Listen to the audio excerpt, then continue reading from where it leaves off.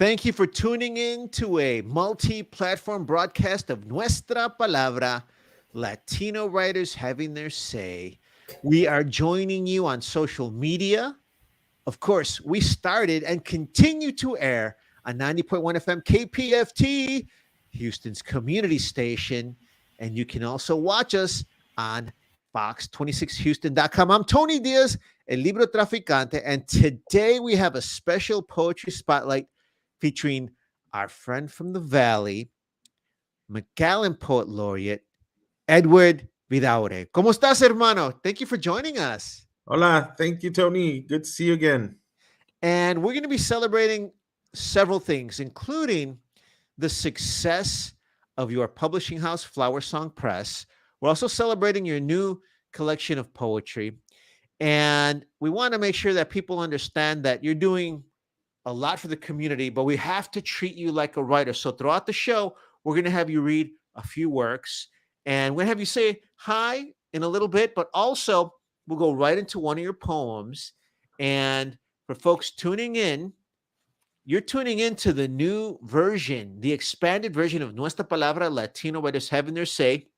I'm Tony Diaz, happy to join you on this show, our live events in person, Latino politics and news. What's your point on Fox 26 Houston?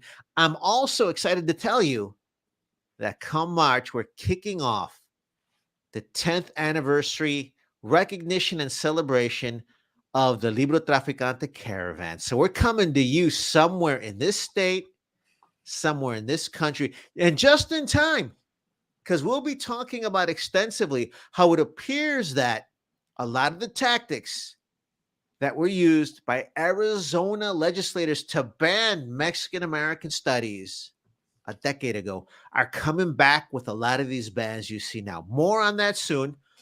Also want to let you know, my book, The Tip of the Pyramid, Cultivating Community Cultural Capital, will be coming out in August, but it documents some of the history of the Libro Traficantes, some of the history of these attacks on our intellectual freedom, but also talks about Nuestra Palabra, Latino writers having to say this fantastic experiment, this fantastic movement, which is an example of community cultural capital giving back. So the organization was founded in 1998 because there was a lack of Latino voices in Houston, Texas, the fourth largest city in America.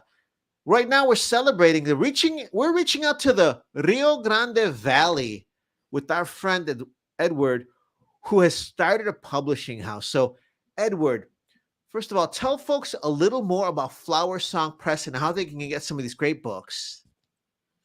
Thank you, Tony. Well, FlowerSong Press, we're a small press, when you compare us to the big houses, of course, but we are, essential to the community. We have the essential voices, the ones that are important, the books that we need to get out to our kids that are needed and necessary, that we couldn't find 20, 30, 40 years ago. And so we're making it a point to make sure that we get a little bit of everything in there: poetry, novels, memoirs coming soon, and even children's books. But yeah, it's an exciting time. It's also a very difficult time, to be a publisher and even an author, because of the pandemic.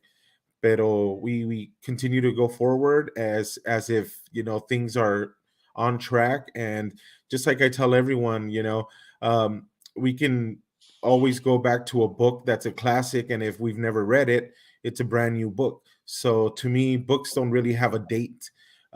It's just a matter of time to get it into the right hands. So my first book, I took my body on a road trip.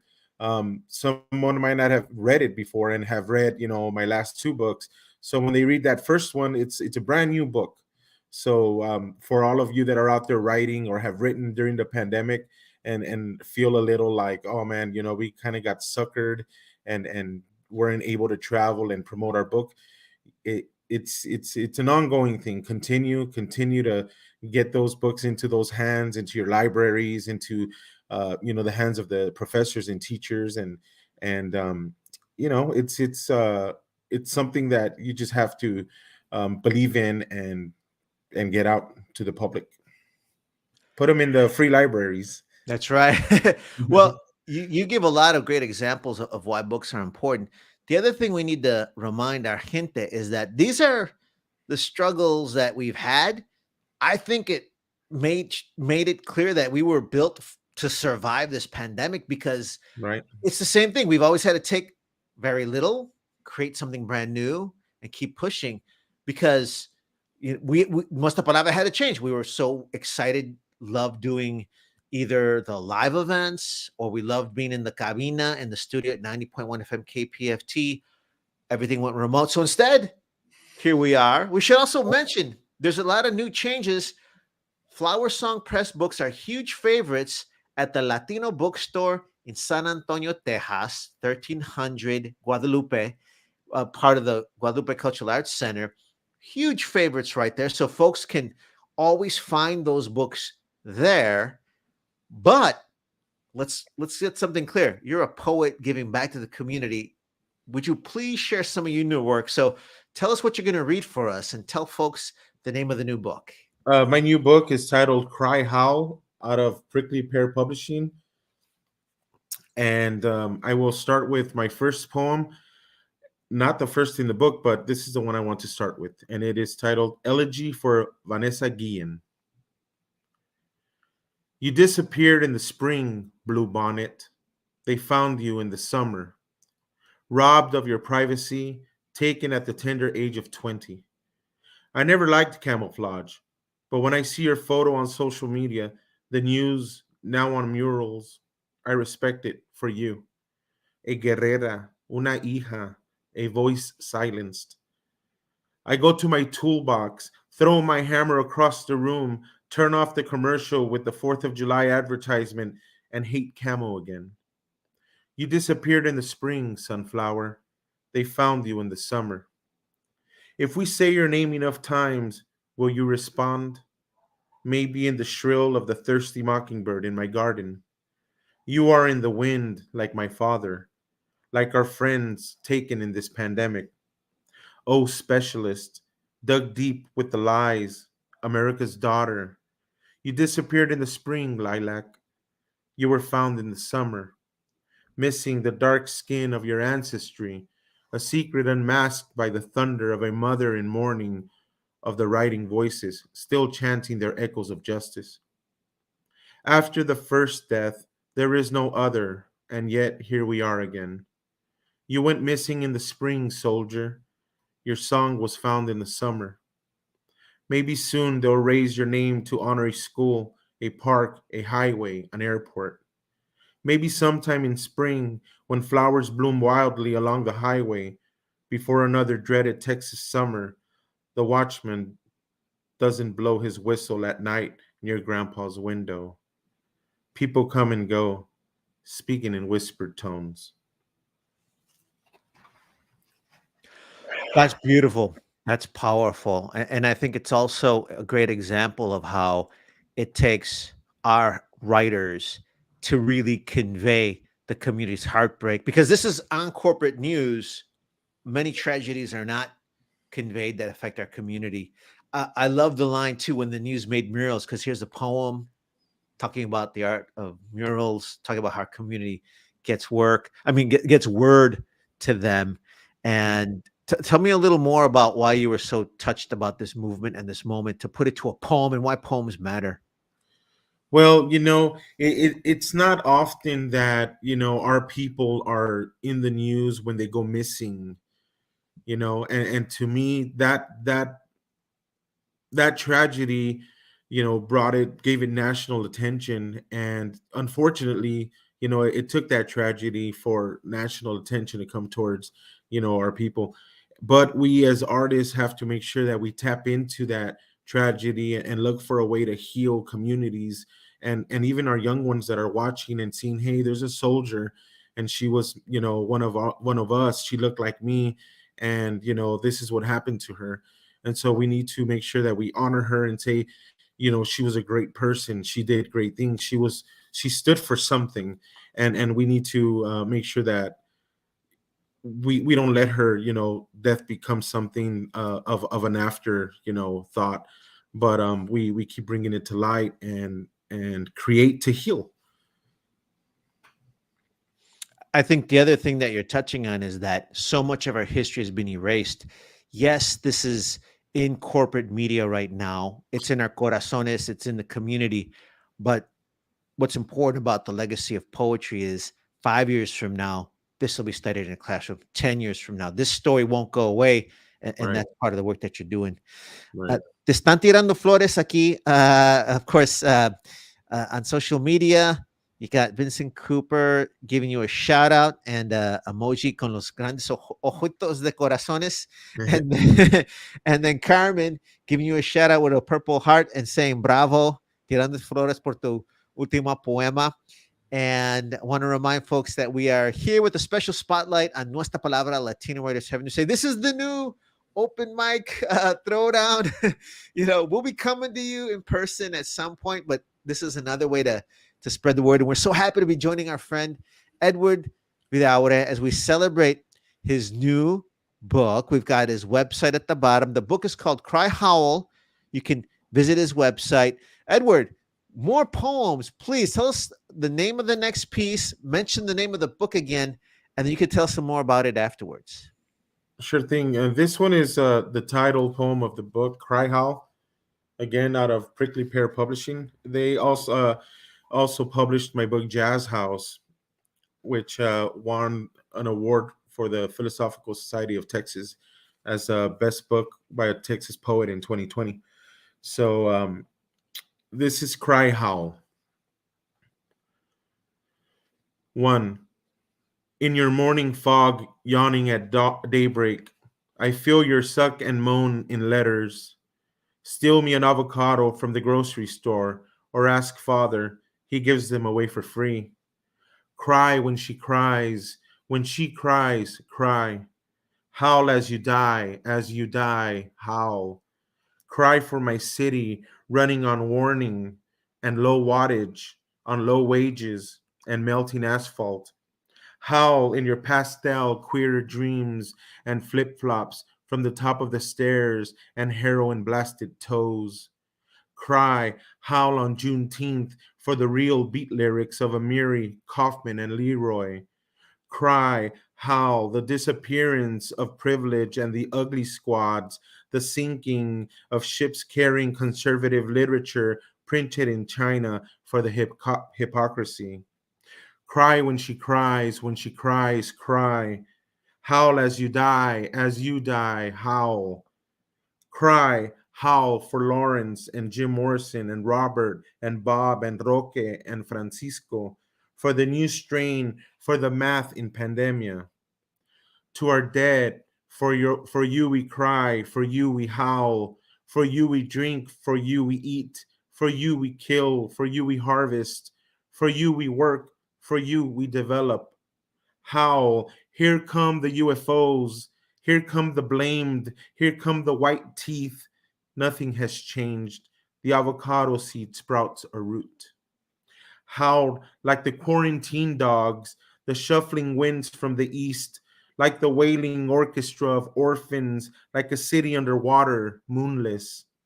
Cry for the absence of music, for the spilt milk, for the herniated disc along the border, for its water. Cry when she cries, cry. Howl for the ghetto girls, for the bass in your face, for January 6th pardons, for strange fruit, for boycotted fruit, for books. Howl as you die, howl. To the new administration, pick a nation. Bitcoin buys me pupusas, but don't come here, we'll send you back. Put the beast on reverse, coffins on high demand. Pipeline shut down, sacred land spared for now. Cry into the river, howl between the mountains' cleavage, into the dead eyes of lonely streets. Howl, cry on the perfect canvas of oil paint. Take the spirit of the steed, shoot your bullets up to the clouds, morph them into stretched veins. 2. Ain't no big thing, nationwide shortage of chicken wings. Someone is crying into the phone of gluttony. 3. cry for the smell of age, howl and blot out my rebellion. 4. My skin tags play a game of hide and seek when I sleep. My nose bleeds when I get fussy. I drip poets into the drain of murals, into the drain of obscurity. 5. Cry, howl. I still love the way your voice spreads like cream. When the hummingbird sucks on spoiled nectar, and how the earth is crashing down into a Merlot hue, while Whitey sits on the moon, and I don't know why we mistook our tears for water. Howl as we climb the tree that thrives on loneliness. Cry when we get to the top and find a rope. 6. Cry when you don't make it. Howl where all the dead lie. Make a revolution with fire and blood, especially if the dead are children.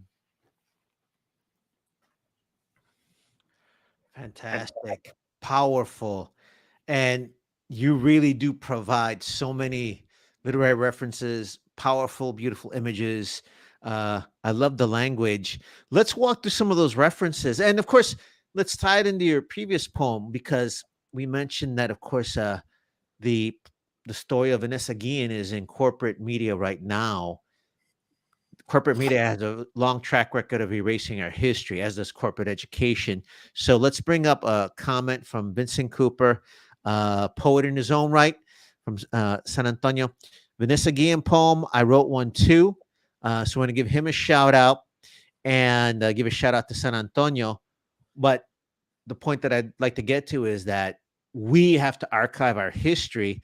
You mentioned Lawrence Roque. Let's start just shout out to some of the poets. Break down those references, why you use them, how they tie in, and maybe some of the other. You mentioned many literary figures and allusions that I'd like our listeners to catch on to. Well, they fall, some of them fall into the beat tradition. Francisco, I'm talking about Francisco X Alarcón. Roque, I'm talking about Roque Dalton, who was the biggest name in El Salvador for poetry, and that's where my ancestors are from, and so I'm giving them love and referencing them because they've been important to me in my growth as a poet, and they've inspired me in writing a lot too, in their activism and in their sacrifice, to the struggle of people of all colors, Amiri, Mhm. and Leroy and everyone else. They paved the way for us to be able to continue the writing as activists and as in responsible artists and poets. And we're gonna give a shout out. You're gonna shout out from David Romero. That's my publisher, making history every day. And we've had David on the show. We're gonna have him back on the show. So it's nice for him, for Califas, to give the Valley a shout out. No, Yeah. What's up, David?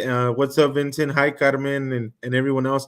But yeah, David's making some moves with Matt Cedillo and all the other West Coast FlowerSong Press, authors. We got Edie's over there, and Brianna, and Angelina, and Sonia, and just Fernando. I mean, if I miss one of you, I'm sorry, but we have se va a enojar. son muchos. Son muchos. We're gonna have to franchise Flower Song to other parts of the world. Pero they're doing some things that I wish I knew how to do as an author, as a poet, separate from publishing. They've got a good system going, and it's just, I'm really excited to know that they're part of the Flower Song familia, and that they are riding this wave with me into the history of publishing, because I think that's what's happening. We are doing a lot of things, and sometimes they might not seem that way, because of again the shutdown of things going everywhere, but it's happening, and you can feel it. It's like when you have a community getting together to do poetry, and you see it grow and grow and grow. You know, this feels great because it's worldwide now, you know, nationwide with the press. You know, we've got authors from Nigeria and, you know, Central America. We have Mexican, you know, authors on our press, you know, coast to coast authors here in the United States as well. So, you know, we're boundless, you know, and borderless. We're breaking down those, you know, those walls to get voices in from everywhere, because there's a border in every country, you know. So, you know, we started as looking for the voices along the border, um I guess you would say between the US and Mexico. But you know, the struggle is on every board, in every country. I mean, look at what's happening right now with the politics and imminent war, um you know, 5,000 miles away. You know, it's a day by day thing. And so we know there's voices there right now that are writing, that are creating art to you know, during this, you know, wartime for them. And so we need to stay vigilant and try to you know, listen to what's happening, not only in our backyards, but all over, because it affects all of us. Well, you know, in 1998, Nuestra Palabra had its first showcase in the Barrio Montrose in the party hall of Chapultepec restaurant. It was beautiful because, of course, as is the case, people thought our community didn't care about literature, writing, or had stories. Obviously, that was wrong. But I love the feeling of contact. We're in an epidemic. Again, our people are used to upheaval, making, you know, do with very little and thriving. Right. Having said Yeah. that, in this new moment, I love that we can convene with our familias in the valley. You're giving shout out to a lot of the writers in FlowerSong Press from Califas, and you know, the Latino bookstore in San Antonio is built on the community cultural capital of San Antonio and Tejas, and celebrates Texas authors. There's the Texas Authors Series, but we have a great affirmative action for California writers. Okay, so, you know, when you get there, you're going to see Matt's books, David's books, and uh, but why? Because we know you, they know them. Estamos en familia, and I think our community is very resilient along those lines. But what wonderful ways to celebrate all of us through the poetry and writing. We do want to get to at least one more poem. And speaking of crews, I got to give love to our crew. Thank you to Roxana Guzman, who is our producer for multi-platform shows. She does all these cool graphics, helps us get these shows onto several different platforms. Shout out to Rodrigo Bravo, who is our sound engineer and does magic for us for the FM broadcasts. And then also we got Radames Ortiz, who helps us with our search engine optimization, Leti Lopez, who helps us with music, and all the Libro Traficantes across Texas and the Southwest and the country. And to everybody tuning in and supporting and building community culture capital. I'll tell you what, Edward, let's wrap this up with another poem, because we're here to celebrate your voice today. You do so much for others. Want to make sure people remember you as a poet, because you're giving up a lot of your own time that you could use to write, to read, to rest, you know, to rest. You are using that to publish and promote other writers. That's wonderful. But at the end of the day, you're great at that because you're a poet. So please, folks, we're celebrating Cry Howl, the new book by Edward Viduarre. You can go to his website, edwardviduarre.com. It's there at the bottom of the screen. Say the name of the book again, tell us the poem, and set it up for us too. From my new collection, Cry Howl. And this one goes to all my FlowerSong familia in Los Angeles, who I'll be seeing on the 25th of this month. I'll be going there for a short in and out for a book festival there in Culver City. This one is titled, I Return to Love LA. We landed on time. The pavement outside the small airplane window was wet. And from where I sat, I could almost smell the petrichor settling in on La La Land. I've missed my city, a morning at times, the smog, the homelessness, the crime, the struggle, all of it. The cholos and cholas, the lowriders, Whittier Boulevard, City Hall, and all its suited criminals. The immigrant culture, the graffiti, the ghetto bird, the flatfoots, the taggers, the traffic jams, the murals, the scent of gunpowder, sadly, hasta eso. The second I stepped foot, the streets gave me the chisme on the corner of hustle.